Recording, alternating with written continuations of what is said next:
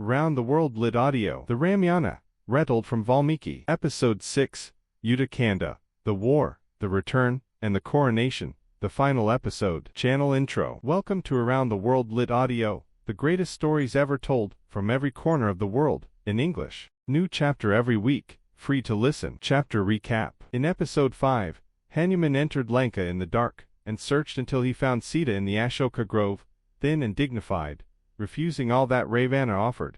Not defeated, he gave her Rama's ring and hope returned. He carried her message back across the ocean and landed among the waiting Vanras, and said, "I found her." Rama heard the message and stood very still. Then he said, "We march." Episode 6, Yuddha Kanda. The War, The Return, and the Coronation. The final episode. Yuddha Kanda, the War chapter. The problem was the ocean. Lanka was on the far side of it. The army, millions of Vanras, assembled from across the forests and mountains of the world, was on the northern shore. The ocean between them was vast, and deep and full of the specific difficulty of a crossing that has no obvious means. Rama went to the ocean. He sat at its edge for 3 days. He sat in the specific posture of someone who is asking for something and is prepared to wait as long as it takes, not the passive waiting of someone who has no other option, but the active, focused waiting of a person who has decided that courtesy and patience are the correct approach, and is applying them with complete commitment. The ocean did not respond. On the 3rd day Rama stood and took up his bow. He said,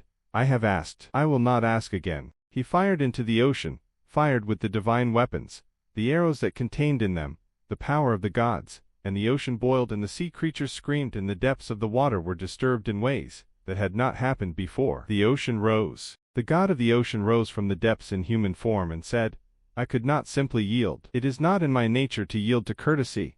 I am the ocean and the ocean does not yield. But to force I yield. Tell me what you need." Rama said, "A crossing." The ocean said, "There is a Vanara among your army. His name is Nala, son of the divine architect Vishwakarma, who has the ability to build on water. Whatever he places on me will float. Build your bridge." Nala built the bridge. The Vanras carried stones and trees and the materials of the forest, and Nala placed them on the water and they floated and connected, and the bridge grew across the ocean, from the mainland to Lanka, across the water that had seemed impossible. They came to Lanka in their millions, a force that Ravana's watchers reported to him with the specific anxiety of people, delivering information they know will not be received well. Ravana received it with the specific stubbornness of a man who has been told something is impossible, and has decided to prove it wrong through force of will. He had every reason to be confident. He had 10 heads and 20 arms and the boon of Brahma and the walls of Lanka and the greatest demon warriors in the 3 worlds, Kumbhakarna his enormous brother, Indrajit his brilliant son,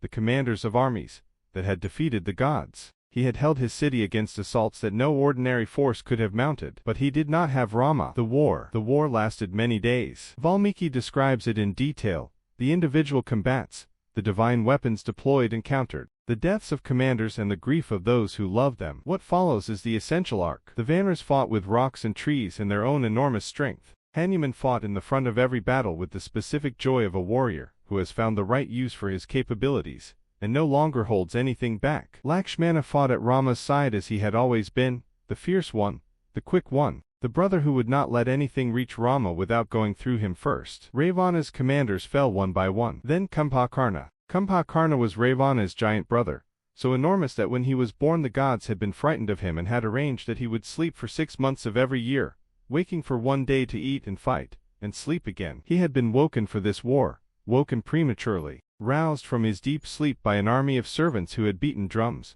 and poured rivers of wine into his mouth, and tickled his enormous nose until he stirred. He came out of Lanka like a force of nature. He fought with the specific devastating power of something that has not been fully awoken, half asleep, enormous, indifferent to the arrows of the Vanara army, the way a mountain is indifferent to rain. Rama met him. The fight between Rama and Kumbhakarna was one of the great combats of the epic, not because it was equal, because it was not equal. Rama's divine capabilities exceeded anything Kumbhakarna could bring to bear, but because Kumbhakarna fought with genuine courage and genuine loyalty to his brother, even knowing that what Ravana had done was wrong. He had told Ravana, when the abduction happened, "What you have done will destroy us. Return Sita now and it may not be too late." Ravana had not listened. Kumbhakarna had chosen to fight anyway, not because he agreed, but because Ravana was his brother, and the alternative was to abandon his family in their moment of destruction. He died fighting. Indrajit, Ravana's son, the most brilliant of his commanders, was killed by Lakshmana. Indrajit had put Lakshmana close to death in an earlier engagement,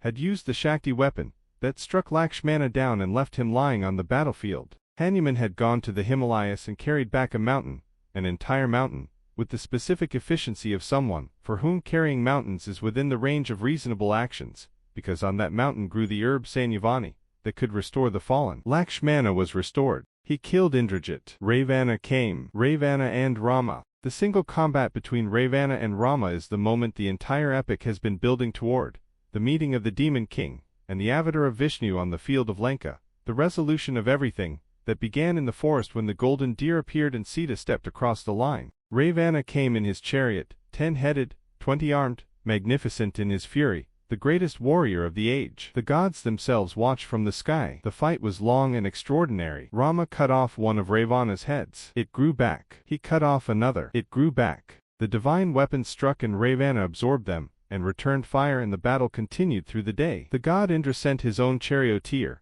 the divine charioteer Matali, to drive Rama's chariot, because a warrior of Rama's caliber deserved a charioteer worthy of him. The sage Agastya came to the battlefield and said to Rama, "Use the Brahmastra. Use the ultimate weapon. It is time." Rama took the Brahmastra. The arrow was unlike any other, containing in it the wind at its tip, the fire in its point, the weight of the earth in its shaft, the speed of heaven in its feathers. It had been made before the world was as it is now. He fired it. It struck Ravana in the chest. Ravana fell. He fell with the specific quality of the great falling, not simply a body dropping, but a magnitude reduced, a force concluded, the end of something enormous. The ground shook when he fell. The demons watching from Lanka's walls cried out. The gods in the sky were silent for a moment. Then they celebrated. Flowers fell from the sky. In the tradition of the Ramayana, when something of cosmic significance is completed, the gods shower flowers from heaven, and flowers fell now over Lanka, over Rama, over the battlefield where Ravana lay. Vibhishana,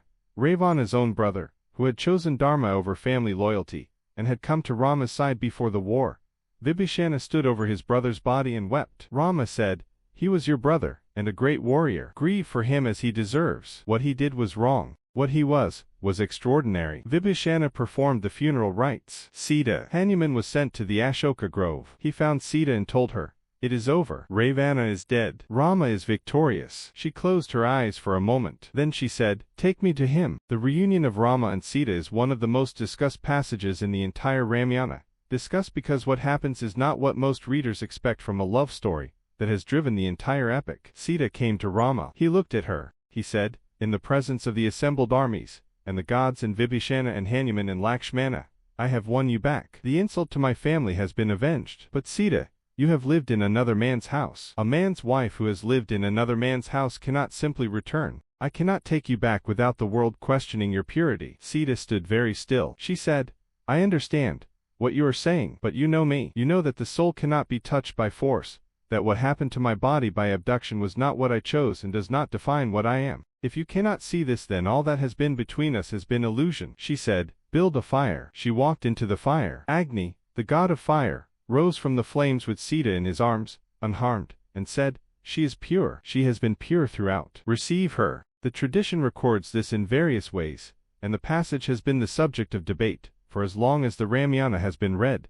The Agni Pariksha, the fire test, which readers in every age have examined from every angle, which Valmiki himself treats with the complexity it deserves. What is clear is that Sita's courage in walking into the fire, and the fire's testimony, are what the tradition offers as the answer. Rama received her. They were together. The return. The 14 years were complete. The exile that Kaikeyi had demanded, 14 years in the forest, had ended during the war. The day was coming when Bharata's regency would end, when Rama's sandals on the throne would be replaced by Rama himself. The Pushpaka Vimana, the celestial flying chariot that Ravana had taken from the god of wealth, was given to Rama. He boarded it with Sita and Lakshmana and the great allies of the war. They flew north. Rama showed Sita the places of the exile as they flew, the forests, the rivers, the places where things had happened, the geography of the 14 years spread out below them. He pointed to Chitrakuta, where they had built the hut. He pointed to the river Ganga. He pointed south to the ocean and the bridge that Nala had built. She listened and looked, and held his hand. Ayodhya appeared below them. Bharata had received word that Rama was coming. He had left the city and gone to meet him,